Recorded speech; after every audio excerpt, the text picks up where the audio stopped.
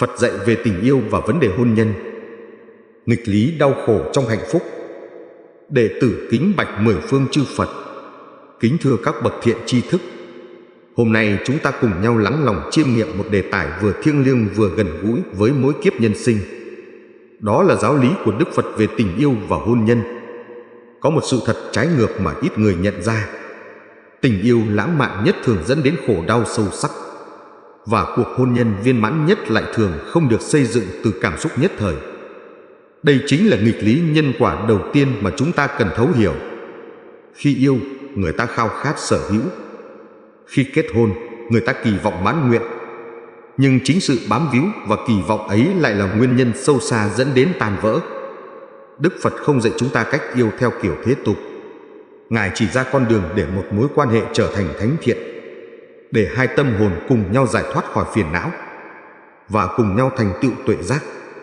Đó mới là bản chất chân chính của hạnh phúc lứa đôi. Trong suốt hơn 2.500 năm, lời dạy của Đức Phật về tình yêu và hôn nhân vẫn còn nguyên giá trị, bởi Ngài đã chỉ ra những chân lý sâu sắc về bản chất con người và mối quan hệ giữa người với người. Không phải ngẫu nhiên mà những cặp vợ chồng tu tập theo Phật Pháp lại có cuộc sống hôn nhân bền vững và hạnh phúc hơn so với những người không hiểu được quy luật nhân quả trong tình yêu. Bản chất thực của tình yêu theo lời Phật. Đức Phật phân biệt rất rõ hai loại tình yêu mà con người thường trải qua. Thứ nhất là tình yêu tham ái, xuất phát từ sự đam mê và ham muốn chiếm hữu. Thứ hai là tình yêu từ bi, bắt nguồn từ lòng thương yêu chân thực và mong muốn người kia được an lạc. Phần lớn những đau khổ trong hôn nhân đều xuất phát từ việc nhầm lẫn giữa hai loại tình yêu này. Trong kinh Sigalovada, Đức Phật đã dạy rất cụ thể về bổn phận của người chồng và người vợ trong hôn nhân. Ngài không phủ nhận tình yêu và hôn nhân, mà ngược lại, Ngài chỉ ra con đường để xây dựng một mối quan hệ lành mạnh và bền vững. Theo lời Phật, một cuộc hôn nhân hạnh phúc phải được xây dựng trên nền tảng của sự tôn trọng, thấu hiểu và chia sẻ lẫn nhau. Tình yêu tham ái giống như ngọn lửa cháy bùng, nó đem lại cảm giác nóng bỏng và mãnh liệt, nhưng cũng có thể thiêu rụi mọi thứ trên đường đi của nó. Khi yêu bằng tham ái, con người muốn chiếm hữu, muốn kiểm soát, muốn người kia thuộc về mình hoàn toàn. Đây chính là nguồn gốc của sự ghen tuông, nghi ngờ và đau khổ trong hôn nhân. Ngược lại, tình yêu từ bi như dòng nước mát lành, êm dịu nhưng sâu sắc. Khi yêu bằng từ bi, ta mong muốn người kia được hạnh phúc dù có hay không có mình bên cạnh. Đây là tình yêu không điều kiện, không đòi hỏi, không ràng buộc. Chỉ khi nào hiểu được điều này, con người mới có thể xây dựng được một mối quan hệ thực sự bền vững. Quy luật nhân quả trong hôn nhân. Đức Phật dạy rằng mọi thứ trong cuộc sống đều tuân theo quy luật nhân quả. Hôn nhân cũng không ngoại lệ. Những người gặp nhau và kết hôn không phải là ngẫu nhiên, mà là do nhân duyên từ nhiều kiếp trước. Hiểu được điều này giúp chúng ta trân trọng hơn mối quan hệ hiện tại và biết cách vun đắp để tạo nhân tốt cho tương lai. Trong kinh điển Phật giáo có câu chuyện về một người phụ nữ đến gặp Đức Phật than khóc về cuộc hôn nhân bất hạnh của mình. Bà kể rằng chồng bà thường xuyên say xỉn, đánh đập và không quan tâm đến gia đình. Đức Phật đã hỏi bà rằng trước khi kết hôn, bà có biết về tính cách của người chồng không? Người phụ nữ thừa nhận rằng bà biết nhưng nghĩ rằng tình yêu sẽ thay đổi được anh ta. Đức Phật dạy rằng đây là một sai lầm phổ biến của con người. Chúng ta không thể thay đổi ai đó chỉ bằng tình yêu nếu người đó không muốn thay đổi. Thay vào đó, chúng ta chỉ có thể thay đổi chính mình và cách phản ứng của mình với hoàn cảnh. Đây là bài học quan trọng về trách nhiệm cá nhân trong hôn nhân. Nhân quả trong hôn nhân còn thể hiện ở việc những gì ta gieo sẽ gặt được những gì tương ứng. Nếu gieo hạt giống của sự tôn trọng, ta sẽ nhận được sự tôn trọng. Nếu gieo hạt giống của sự nghi ngờ, ta sẽ nhận lại sự nghi ngờ. Đức Phật nhấn mạnh rằng mỗi hành động, lời nói và ý nghĩa của chúng ta đều tạo ra những hệ quả tương ứng. Một ví dụ thực tế về quy luật này là câu chuyện của một cặp vợ chồng trẻ ở Sài Gòn. Người chồng thường xuyên nói dối vợ về việc đi nhậu với bạn bè. Dần dần, người vợ mất niềm tin và cũng bắt đầu giấu giếm nhiều thứ. Cuối cùng, cả hai sống trong sự nghi ngờ lẫn nhau, biến tổ ấm thành địa ngục. Chỉ khi cả hai cùng nhận ra và thay đổi, áp dụng lời Phật dạy về sự chân thật và tin tưởng, hôn nhân của họ mới được cứu vãn. 4 tâm vô lượng trong tình yêu. Đức Phật dạy về tứ vô lượng tâm gồm từ, bi, hỷ, xả, 4 phẩm chất cần thiết để xây dựng một mối quan hệ tình yêu lành mạnh. Từ là lòng mong muốn đem lại hạnh phúc cho người mình yêu. Bi là mong muốn giúp người ấy thoát khỏi khổ đau. Hỷ là niềm vui khi thấy người ấy hạnh phúc. Xả là sự buông bỏ, không bám víu và chấp nhận. Từ tâm trong hôn nhân thể hiện qua những hành động nhỏ hàng ngày. Đó là việc pha một tách trà cho người bạn đời khi họ mệt mỏi, là lời động viên khi họ gặp khó khăn, là nụ cười ấm áp mỗi sáng thức dậy. Từ tâm không cần những lời hoa mỹ hay quà tặng đắt tiền, mà chỉ cần sự quan tâm chân thành từ trái tim. Bi tâm là khả năng đồng cảm và chia sẻ nỗi đau của người bạn đời. Khi họ đau khổ, ta không chỉ đứng nhìn mà phải cùng họ vượt qua. Nhưng bi tâm thực sự không phải là cùng chìm đắm trong đau khổ, mà là giúp họ nhìn thấy con đường thoát khổ. Đức Phật dạy rằng bi tâm phải đi kèm với trí tuệ, nếu không sẽ trở thành sự yếu đuối. Hỷ tâm có lẽ là điều khó nhất trong hôn nhân hiện đại. Bao nhiêu người cảm thấy ghen tị khi thấy người bạn đời thành công hơn mình, vui vẻ với người khác hơn là với mình. Hỷ tâm thực sự là niềm vui chân thành khi thấy người mình yêu được hạnh phúc, dù hạnh phúc đó có hay không có sự tham gia của mình. Xả tâm không phải là sự lạnh lùng hay thờ ơ, mà là sự buông bỏ những bám víu và kỳ vọng không cần thiết. Trong hôn nhân, xả tâm giúp ta chấp nhận người bạn đời như chính con người thật của họ, không cố gắng biến họ thành hình ảnh lý tưởng trong đầu mình. Xả tâm cũng là biết buông bỏ những chuyện nhỏ nhặt, không để chúng tích tụ thành những vấn đề lớn. Vô thường và sự chấp nhận trong hôn nhân. Một trong những lời dạy quan trọng nhất của Đức Phật là về tính vô thường của vạn vật. Mọi thứ đều thay đổi, không có gì là vĩnh viễn. Trong hôn nhân, hiểu được điều này giúp chúng ta không bám víu vào những khoảnh khắc hạnh phúc cũng như không tuyệt vọng trong những lúc khó khăn. Con người thay đổi theo thời gian. Người mà ta kết hôn năm 25 tuổi sẽ không còn là người đó ở tuổi 35, 45 hay 55. Cơ thể thay đổi, tư tưởng thay đổi, hoàn cảnh thay đổi. Nếu không chấp nhận điều này, ta sẽ luôn sống trong hoài niệm về quá khứ hoặc lo lắng về tương lai, mà quên mất hiện tại, thời điểm duy nhất ta thực sự có nhau. Tôi nhớ câu chuyện về một cặp vợ chồng già ở Huế, đã sống bên nhau hơn 50 năm. Khi được hỏi bí quyết của cuộc hôn nhân bền lâu, ông cụ mỉm cười nói rằng họ đã kết hôn nhiều lần với cùng một người. Ý ông là qua mỗi giai đoạn, cả hai đều thay đổi, và họ phải học cách yêu phiên bản mới của nhau. Vô thường cũng dạy ta trân trọng từng khoảnh khắc bên nhau. Không ai biết ngày mai sẽ ra sao, nên hãy sống trọn vẹn ngày hôm nay. Đừng để những lời chưa nói, những việc chưa làm trở thành nỗi tiếc nuối.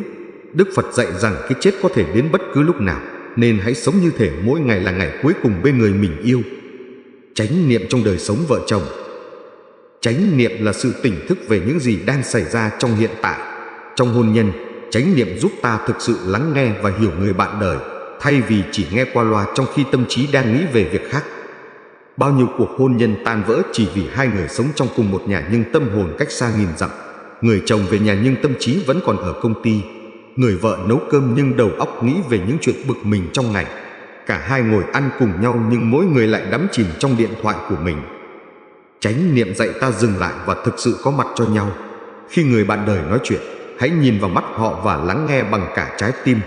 Khi ôm nhau, hãy cảm nhận hơi ấm và nhịp tim của họ. Khi ăn cơm cùng nhau, hãy tận hưởng không chỉ món ăn mà còn cả sự hiện diện của nhau. Thiền sư Thích Nhất Hạnh từng dạy về phép lạ của sự có mặt. Ngài kể câu chuyện về một người chồng than phiền rằng vợ anh không còn yêu anh nữa. Khi được hỏi anh có thực sự có mặt cho vợ không, người chồng mới nhận ra rằng dù ở bên nhau hàng ngày, anh chưa bao giờ thực sự có mặt. Chánh niệm chính là chìa khóa để mở cửa trái tim đã đóng lại. Thực hành chánh niệm trong hôn nhân không khó. Đó có thể là việc dành 10 phút mỗi tối để nói chuyện thực sự với nhau, không có điện thoại, không có tivi. Đó có thể là việc cùng nhau đi dạo và chú ý đến từng bước chân, từng hơi thở. Đó có thể là việc cùng nhau ngồi thiền vài phút mỗi sáng trước khi bắt đầu một ngày mới. Nghệ thuật giao tiếp từ bi. Đức Phật dạy về chánh ngữ, một trong bát chánh đạo, là cách nói chân thật, hòa ái, có ích và đúng thời. Trong hôn nhân, lời nói có thể là thuốc chữa lành vết thương hoặc là con dao đâm vào tim người mình yêu. Chánh ngữ trong hôn nhân bắt đầu từ việc nói lời chân thật. Nhưng chân thật không có nghĩa là nói mọi thứ mình nghĩ một cách thô bạo. Đức Phật dạy rằng lời nói chân thật phải đi kèm với lòng từ bi. Trước khi nói, hãy tự hỏi, điều này có đúng sự thật không? Có cần thiết không? Có tử tế không? Và đây có phải thời điểm thích hợp không?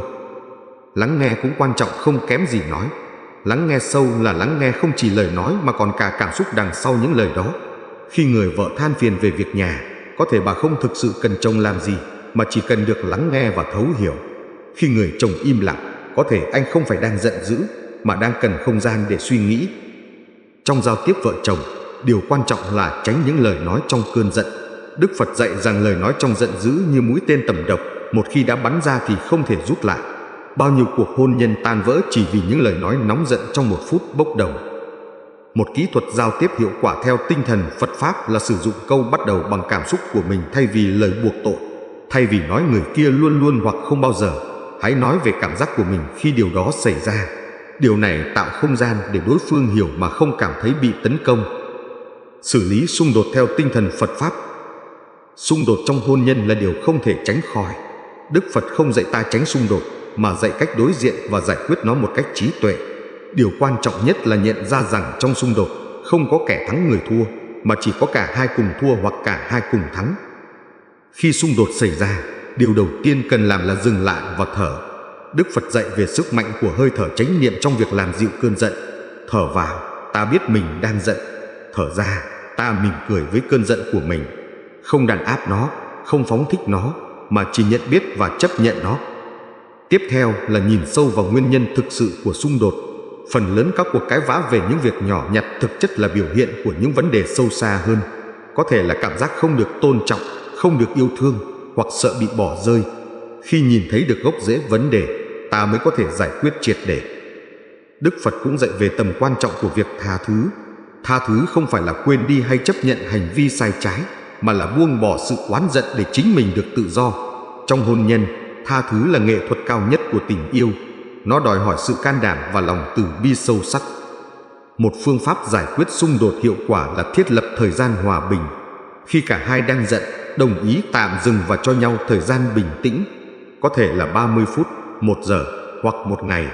Trong thời gian này, mỗi người tự nhìn lại mình thay vì đổ lỗi cho người kia. Khi gặp lại, cả hai đều đã bình tĩnh hơn và sẵn sàng lắng nghe nhau. Dục vọng và tiết chế trong hôn nhân.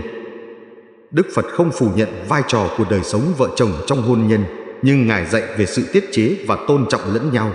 Dục vọng không được kiểm soát là nguồn gốc của nhiều đau khổ, trong khi tình dục dựa trên tình yêu và sự tôn trọng có thể là một phần của hôn nhân hạnh phúc. Trong kinh Sigalovada, Đức Phật dạy người chồng phải chung thủy với vợ và ngược lại. Ngoại tình không chỉ phá vỡ lòng tin mà còn tạo nghiệp xấu cho cả người phạm lỗi và những người liên quan. Đức Phật cảnh báo về hậu quả của tà dâm không chỉ trong kiếp này mà còn ảnh hưởng đến nhiều kiếp sau. Tiết chế trong hôn nhân không có nghĩa là kiềm chế hoàn toàn, mà là biết điều độ và tôn trọng nhu cầu của nhau. Đó là không sử dụng người bạn đời như một công cụ thỏa mãn dục vọng, mà xem đời sống vợ chồng là sự kết nối sâu sắc giữa hai tâm hồn và thân xác. Trong thời đại công nghệ, cám dỗ ở khắp mọi nơi, mạng xã hội, ứng dụng hẹn hò và nhiều hình thức giải trí khác tạo ra vô số cơ hội cho sự không chung thủy. Đức Phật dạy rằng giữ gìn tâm ý trong sạch là điều quan trọng nhất. Ngoại tình bắt đầu từ ý nghĩ trước khi trở thành hành động. Vai trò gia đình và con cái. Đức Phật xem gia đình là nơi thực hành Phật Pháp quan trọng nhất. Trong gia đình, ta học về tình yêu thương, sự hy sinh, kiên nhẫn và tha thứ. Con cái không chỉ là kết quả của tình yêu mà còn là thầy dạy ta về tình yêu vô điều kiện. Tuy nhiên, Đức Phật cũng cảnh báo về việc quá bám víu vào con cái. Nhiều cặp vợ chồng sau khi có con quên mất vai trò là người bạn đời của nhau, chỉ còn là cha mẹ của con. Điều này dẫn đến khoảng cách trong mối quan hệ và nhiều vấn đề phát sinh khi con cái lớn lên và rời nhà. Nuôi dạy con theo tinh thần Phật Pháp là dạy con về nhân quả, từ bi và trí tuệ. Không chỉ cho con vật chất mà quan trọng hơn là cho con những giá trị tinh thần. Cha mẹ là tấm gương đầu tiên về cách yêu thương và đối xử với người khác. Một gia đình hòa thuận là món quà quý giá nhất cha mẹ có thể cho con. Đức Phật cũng dạy về trách nhiệm của con cái với cha mẹ. Hiếu thảo không chỉ là chăm sóc vật chất mà còn là sự tôn trọng và lắng nghe. Trong một gia đình Phật tử, mối quan hệ giữa các thế hệ được xây dựng trên nền tảng của sự kính trọng và thương yêu lẫn nhau. Tu tập trung trong hôn nhân. Một trong những cách tốt nhất để củng cố hôn nhân theo tinh thần Phật Pháp là cùng nhau tu tập. Điều này không nhất thiết phải là ngồi thiền hàng giờ hay tụng kinh suốt ngày, mà có thể là những thực hành đơn giản trong đời sống hàng ngày. Cùng nhau ăn chay vài ngày trong tháng không chỉ tốt cho sức khỏe mà còn là cách thực hành từ bi với muôn loài. Cùng nhau làm việc thiện, giúp đỡ người khác tạo ra sự kết nối sâu sắc và ý nghĩa trong mối quan hệ. Cùng nhau học hỏi Phật Pháp giúp cả hai có chung một hướng đi và giá trị sống. Thiền định cho cặp đôi có thể đơn giản như ngồi yên lặng cùng nhau mỗi sáng 10 phút, cảm nhận hơi thở và sự hiện diện của nhau. Hoặc có thể là thiền hành, cùng nhau đi bộ chậm rãi trong công viên, tập trung vào từng bước chân và tận hưởng khoảnh khắc hiện tại. Tụng kinh cùng nhau tạo ra năng lượng tích cực trong gia đình.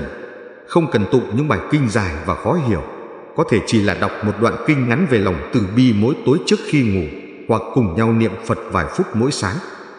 Già nua và cái chết trong tình yêu. Đức Phật dạy ta đối diện với sự già nua và cái chết như một phần tự nhiên của cuộc sống. Trong hôn nhân, điều này có nghĩa là chấp nhận sự thay đổi của cơ thể và chuẩn bị cho sự chia ly không thể tránh khỏi. Nhiều người sợ già vì nghĩ rằng người bạn đời sẽ không còn yêu mình khi mình không còn trẻ đẹp. Nhưng tình yêu thực sự vượt qua vẻ bề ngoài. Nó là tình yêu dành cho con người bên trong, cho tâm hồn không già nua. Khi cả hai cùng già đi, họ không chỉ là người tình mà còn là bạn đồng hành trên con đường cuối đời. Chuẩn bị cho cái chết không phải là điều bi quan mà là cách để sống trọn vẹn hơn. Biết rằng thời gian bên nhau có hạn giúp ta trân trọng từng khoảnh khắc. Nói những lời yêu thương hôm nay, không đợi đến ngày mai. Tha thứ hôm nay, không mang oán hận đến khi quá muộn. Trong Phật giáo, cái chết không phải là điểm kết thúc mà chỉ là sự chuyển tiếp. Những người yêu nhau thực sự sẽ tìm thấy nhau trong kiếp sau. Nhưng điều quan trọng là sống trọn vẹn kiếp này, không hối tiếc về những gì đã qua, không lo lắng về những gì sẽ đến. Hạnh phúc thực sự trong hôn nhân. Đức Phật định nghĩa hạnh phúc không phải là sự thỏa mãn mọi ham muốn, mà là sự bình an nội tại. Trong hôn nhân, hạnh phúc thực sự không đến từ việc người bạn đời hoàn hảo hay hoàn cảnh lý tưởng, mà từ sự chấp nhận và biết ơn với những gì mình có. Hạnh phúc trong hôn nhân bắt đầu từ việc không so sánh người bạn đời với người khác. So sánh cuộc hôn nhân của mình với người khác chỉ mang lại đau khổ. Mỗi người, mỗi mối quan hệ đều độc nhất. Hãy tập trung vào việc làm cho mối quan hệ của mình tốt đẹp hơn mỗi ngày. Biết ơn là chìa khóa của hạnh phúc. Thay vì nhìn vào những gì người bạn đời thiếu, hãy nhìn vào những gì họ có. Thay vì than phiền về những khó khăn, hãy biết ơn vì có người cùng vượt qua. Mỗi tối trước khi ngủ, hãy nghĩ về 3 điều biết ơn người bạn đời trong ngày hôm đó. Hạnh phúc cũng đến từ việc cho đi không điều kiện. Khi ta cho đi với mong đợi nhận lại, ta sẽ thất vọng. Nhưng khi cho đi vì niềm vui được cho, ta luôn hạnh phúc. Trong hôn nhân, hãy yêu không phải vì muốn được yêu lại, mà vì yêu là bản chất của con người ta. Những bài học từ các cặp vợ chồng tu hành. Trong lịch sử Phật giáo có nhiều câu chuyện về các cặp vợ chồng cùng tu hành và đạt được giác ngộ. Họ không từ bỏ hôn nhân để tu hành, mà biến hôn nhân thành con đường tu tập.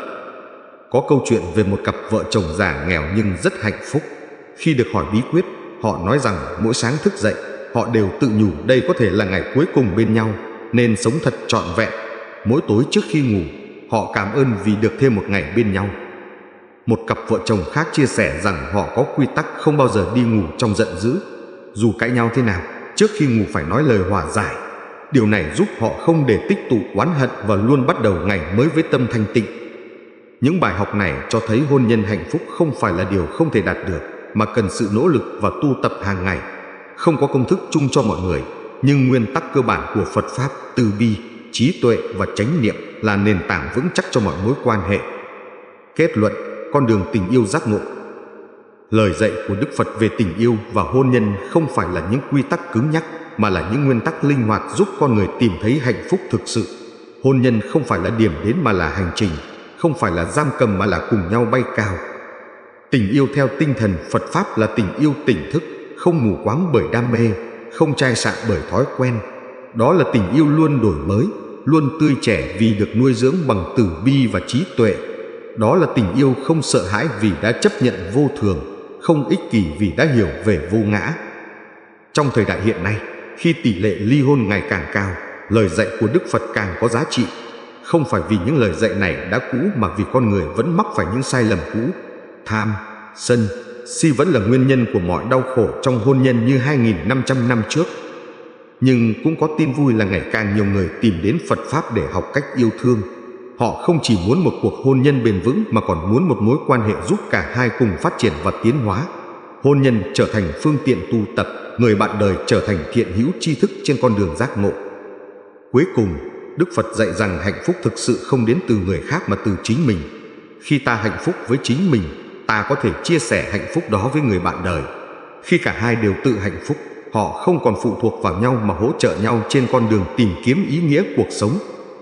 Hôn nhân theo tinh thần Phật Pháp không hứa hẹn một cuộc sống không có sóng gió, nhưng hứa hẹn sức mạnh để vượt qua mọi thử thách. Không hứa hẹn người bạn đời hoàn hảo, nhưng hứa hẹn tình yêu chấp nhận mọi khiếm khuyết. không hứa hẹn hạnh phúc vĩnh cửu, nhưng hứa hẹn bình an trong mọi hoàn cảnh. Nếu những lời dạy của Đức Phật về tình yêu và hôn nhân đã chạm đến trái tim bạn, đừng chỉ dừng lại ở việc đọc và suy ngẫm. Hãy bắt đầu thực hành ngay hôm nay. Hãy nhìn người bạn đời bằng ánh mắt từ bi, lắng nghe họ bằng cả trái tim và yêu thương họ không điều kiện. Hãy theo dõi kênh Học viện Thánh Nhân để cùng chúng tôi khám phá thêm nhiều bài học sâu sắc từ Phật Pháp và các bậc thánh hiền, giúp bạn xây dựng một cuộc sống an lạc và hạnh phúc thực sự. Mỗi video của chúng tôi là một hành trình tâm linh, một cơ hội để bạn chuyển hóa và nâng tầm chính mình. Đừng bỏ lỡ cơ hội được đồng hành cùng hàng triệu người trên con đường tìm kiếm chân lý và hạnh phúc đích thực.